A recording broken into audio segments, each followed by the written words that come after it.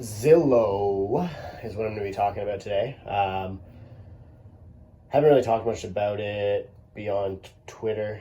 We'll likely do a article of some sort on LinkedIn, just exploring what's going on there. I think that this is really just the beginning of the story. But a quick little summary.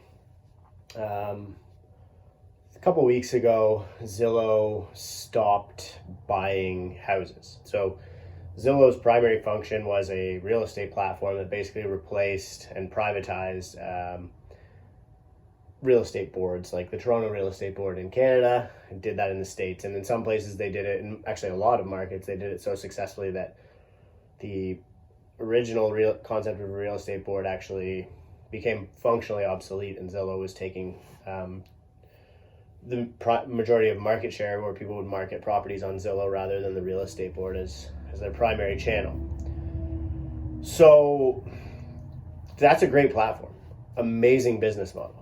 I think that is probably the most meaningful way for technology to interact with real estate. And I think, and so anyway, so what Zillow started doing is they started implementing AI. I think like maybe if you go back 5, 6, 7 years, they were trying to redo the Zestimate, which is basically an automated home evaluation that's spat out from an AVM.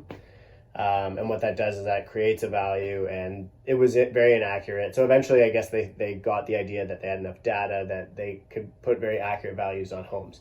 And so they started buying houses. And in the US, this is really popular. We see it a little bit in Canada, but it's the concept of iBuyers. And basically what they do is if you want to sell your house, you can just sell it.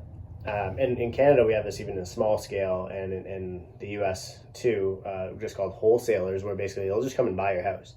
And rather than a realtor making the spread on what your house is actually worth and what the market's willing to pay, the wholesaler will spend a lot of time and energy finding somebody else to pay more than they tied your house up at, let's say. So Zillow did this at scale, and they were probably the most appropriate group of people or entity to do it at scale. And about 3 weeks ago, I think it was, they stopped doing this. So they stopped buying houses. They stopped trying to form some sort of retail arbitrage in the real estate market. And I felt that was a big sign. And a lot of people were like, it's because iBuyers doesn't work, or if you're wholesaling, you have to be doing it at a small scale for it to make sense. There's no economies of scale in it, et cetera, et cetera, et cetera. And I would agree. Like, I don't think that that's wrong. But I think that Zillow is the most qualified group of people to be doing that. And maybe if they were just changing the scale, it would be a different story. They could have just bought less houses and nobody really would have noticed. But when they completely stopped doing something, it's cause for concern.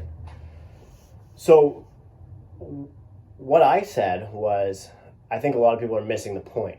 This was 3 weeks ago. I said, I think that the point that people are missing is that Zillow has the most comprehensive set of real estate data in the world.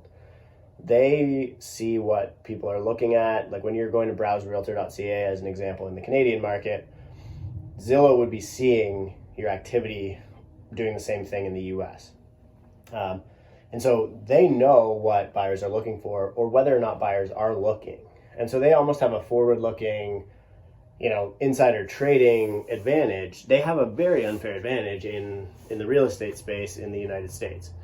So when they stop buying houses, to me, that is basically telling me that the people who know more than anyone else about real estate in the United States of America are bearish on real estate. Why else would they not want to own it? And everybody else was saying, no, it's because they're taking losses on so many of these deals where they're buying. And they were, like, there was high percentages of houses that they were selling under what they actually paid for them. And it could all be this mistake within their algorithm. But if that was the case, then I would suspect they would stay in that and continue trying to purchase homes at better values, maybe negotiating harder, maybe scaling back the program, maybe focusing geographically on specific markets. But they didn't do that. They completely ended the program. And today, or late last night, they announced that they're laying off up to 25% of their workforce. So I think that now the story might have shifted to say, okay, well, one of the largest, now if we look at Zillow and Evergrande happening at the same time, two of the largest real estate entities or entities with exposure to real estate in the world are faltering a little bit, and they're signaling that they're not super confident in the direction the market's heading. You compound that with the fact that most central banks are contemplating or already trying to raise rates in some way or another, and I think that this is really where the chips start to. I don't want to say that things are going to collapse, because I really don't think that that's the case. But I think that the chips start to fall here, and that, you know, the market is going to trade sideways for a little bit. There will be individualized financial stress. I think that we will see a little bit of correction. But I think that sort of the more important takeaway from this is that we need to stop trying to